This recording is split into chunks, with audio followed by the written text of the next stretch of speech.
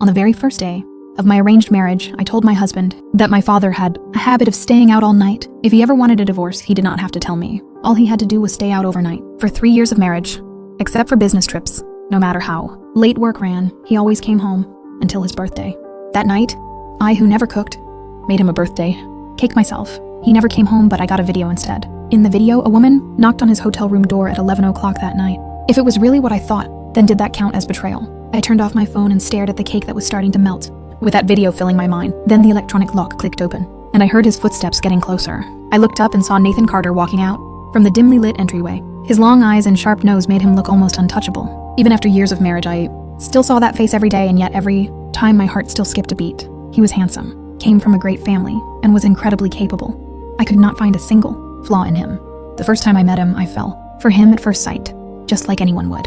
I walked over and took his suit jacket, and a strong wave of perfume hit me. Happy birthday. I pushed away my mixed up thoughts and looked at him with real sincerity and hope.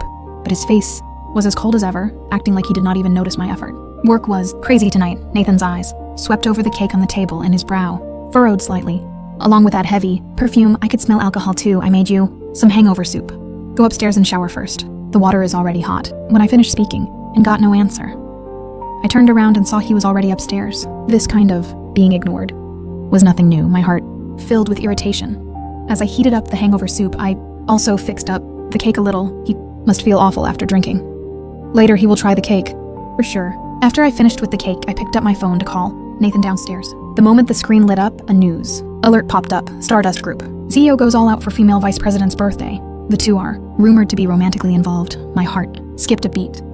I opened the article, and several photos appeared. Nathan Carter was holding a woman's slender hand while helping her cut a 6-layer cake. The caption said that the woman was Ava Blake, vice president of Stardust Group. This birthday banquet had been personally planned by Nathan for Ava. As a surprise, he had the whole company hand out cash gifts to employees just to make her smile. He had also given Ava a piece of jewelry worth 7 figures as her birthday gift. The black, limited edition tie around his neck had been personally put on him by her. I recognized at once that the woman gazing at Nathan so affectionately was Ava. Just then, Nathan came downstairs. I could not hold it in anymore, but still clung to a little hope. Nathan, why did you never tell me that your vice president was a woman? Work stuff is none of your business. He drank the hangover soup I had made, but did not explain a single word. Throwing a birthday party for a female employee counts as part of your job too. Nathan's brow tightened, and his deep eyes settled on me. My life is none of your concern. Go pack my bags. I am leaving on a business trip. His tone was hard, and made it clear I was not allowed to ask anymore. I finally snapped. We are married. Why can I not ask? I have every right to question this. Do I need your permission to spend a few million? When the Morgan family got billions from me, I did not see you keeping score like this. Nathan suddenly stood up, his sharp features cold and distant. That is different. We are husband and wife. How can she compare to me? No, you are the one who cannot compare to her. A few million is just pocket change compared to her performance. You tell me how you compare. My heart felt like it had been sliced open with a knife, raw and aching. If she is that great, then just marry her. Why did you marry me when you married me? Was it not because you liked me? Nathan seemed to find that laughable. He finished the hangover soup in one gulp and got up to go upstairs. If you do not even love me, then let us get divorced. A marriage without love is not what I want. I cannot accept a marriage where you are only cold to me. $50,000 a month for spending money should be enough for you to feel satisfied. In his eyes, this was not a marriage at all. It was a transaction, a support payment. If you divorce me, do you really think you can go back to the Morgan family and be their princess again? Claire, do not be naive. Once you lose all of this, what will you have left? I have 2 hands and 2 feet. Even back with my family, I would still be just fine. I forced myself not to cry, turned, pulled a white suitcase out from the corner, and started packing clothes. I opened the closet and stuffed my clothes into the suitcase one by one. Nathan's face was tight as he followed me upstairs, but he did not stop me, just watched me coldly. At 4 a.m, I zipped the suitcase shut and walked out of the closet. Nathan was standing there. I dragged my suitcase past him. Claire, I do not have much patience. Do not expect me to come beg you to return. Meet me at the courthouse at 9 tomorrow morning. His words made my heart tremble again. I could hear the impatience and disgust in his voice. I have been busy lately. If you want a divorce, then call my assistant and schedule it. Before it is officially set, if you regret this, I can pretend tonight never happened. Nathan said that, then turned around and went back to the bedroom without another look. I packed up the framed photo on the nightstand and the 2 little dolls too. He stood by the upstairs railing and watched me take the car keys from the entryway hook. I bought that car for you. My whole body went cold. I steadied my breathing and set the keys back in the entryway. Then I picked up my suitcase and walked out without looking back. I dragged my suitcase into the cold night and disappeared from his sight. Once I got outside the villa complex, I called my best friend Emily. Emily jumped out of the car and got me inside first. The second I sat down, my heart just collapsed, and tears started pouring down. Was it because he threw that birthday party for Ava, and you two fought?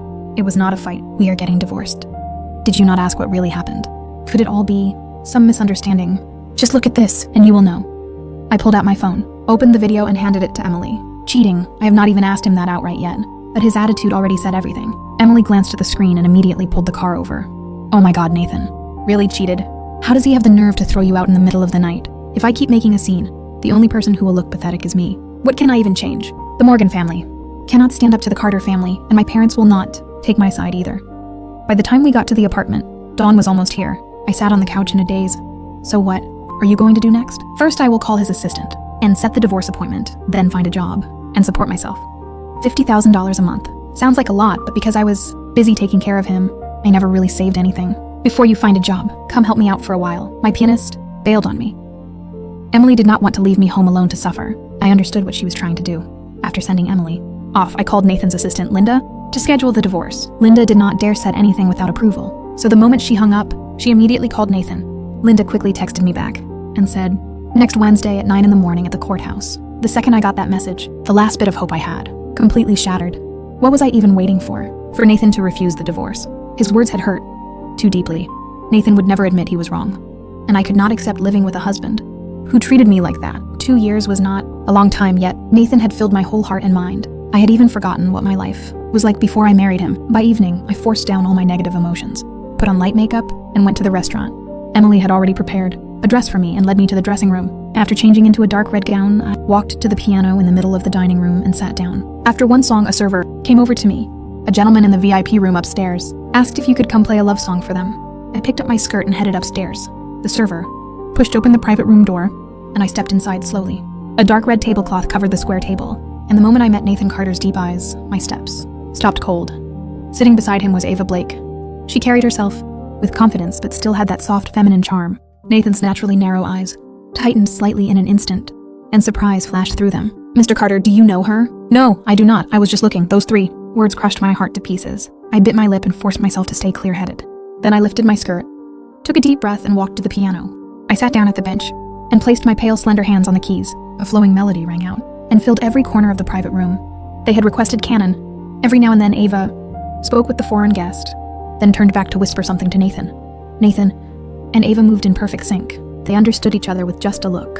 5 short minutes felt like an entire lifetime. When the song ended, my hands lifted from the keys, and the final notes faded. What a perfect match you two make. That phrase made Nathan's brow tighten without him meaning to. Mr. Miller, you flatter us.